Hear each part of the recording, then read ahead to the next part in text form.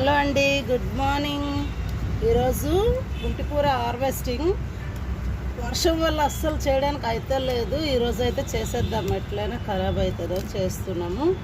చూడండి, last time మనం ఇది హార్వెస్ట్ చేసాం కానీ మనం వీడియో తీసుకోలేకపోయినా వర్షంకి. మళ్ళీ ఈరోజు కూడా కొద్ది వర్షం ఆగిందని కట్ చేస్తున్నాం.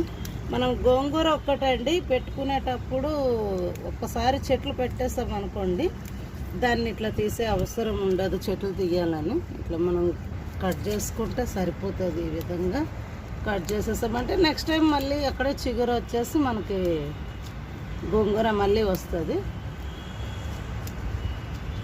మా దగ్గర అయితే పుంటికూర అంటారండి ఇక్కడ తెలంగాణలో. మీ దగ్గర ఏమంటారు కామెంట్స్లో తెలియజేయండి. ఇంకా కొన్ని చిన్న చిన్న హార్వెస్టింగ్ ఉన్నాయి, చేస్తే